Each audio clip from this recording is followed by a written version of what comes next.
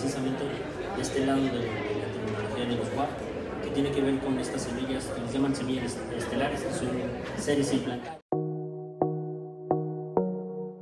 Is based on an interview with writer, researcher, and journalist Marciano Dovalina about his latest work, Mexico and its margins. Let's get started.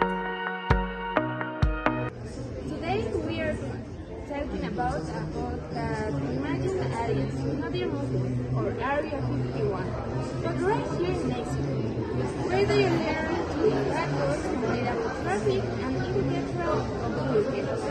With us is the writer, researcher, and journalist Marciano Dovalina. Today, we have with us the writer, researcher, and journalist Marciano Dovalina. Well, to start, how will you describe the blend of science and fiction in everyday Mexican life? Science and fiction are part of everyday life. Besides, Mexico is a country full of magical organisms and where anything can happen. I don't think it's that different. It's more like fiction based on real events. Reality always surpasses fiction. Many of the stories you now make you realize that reality is so much harder to believe than fantasy. Humor plays a very important role here. How essential was comedy in shaping this story? Well, that's exactly what I do, right? I love comedy, I love writing stories that make you laugh about extraterrestrials. Comedy is part of this, and on top of that, we have the Mexican side. Humor is very Mexican, even in death. That's really important. Your book talks about cantinas, the pito, the revolution, and even the subway during rush hour. Do these choices come from personal experience or are they deliberate culture symbols? Well, in the end, they are a bit of both personal experience and iconic places in Mexico City.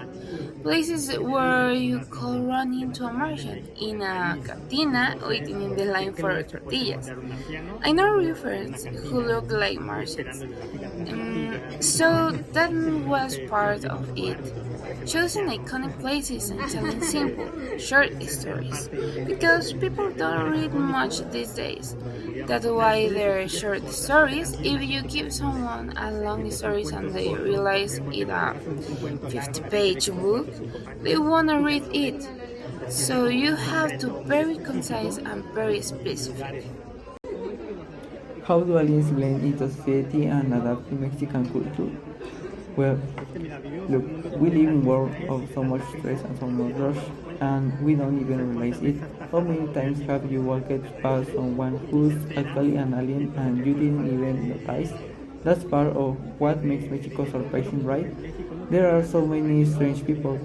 Just go downtown or over here to the Tepito and you will find people who look more like aliens than actual aliens. Okay. How do you expect Mexican readers to connect with your book? I think once they start reading these short stories, they will see what I mean. For example, I start with a story that's a conversation between a film director and the first Martian. So between the titles and the stories, people start reading and I think they will feel identified. And well, I think stories always find a way to connect with you. What do you think international readers will discover about Mexico through your stories? That's very exactly. The folklore, the story shows a side of the folklore we live in Mexico. If you look at the stories, like the one about the Martian in the cantina, it's kind of a nod to being a foreigner, right? I could be a gringo asking a Mexican what they think, or a German who's more serious. So I think foreigners can also feel like the Martian here in Mexico. Mexico is already. Do you think adding aliens is just one more step? Or do it really have a deeper meaning? How do you see this reception? Welcome the alien in a very general way. Is that part the humor of the stories connect with the rights? It has happened to me, and it's been wonderful. Where people come to me and say, "Hey, I was depressed." And okay, in this sense, what has been the funniest so you have read in these works? The funniest at the same time the most difficult is the one with the alien in the cantina, because interact with Chava Flores, Diego Rivera, Jose Jose, and Cantinflas. So the relationship with these iconic characters are difficult because you write it trying to capture that unique accent of Cantinflas of Jose Jose to detail something so characteristic which could describe your work and yourself in one word. What would it be?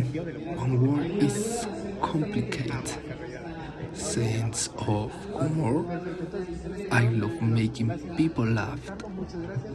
It is a pleasure to share the experience and connect with you. Thank you very much. Congratulations, and that will be all from us.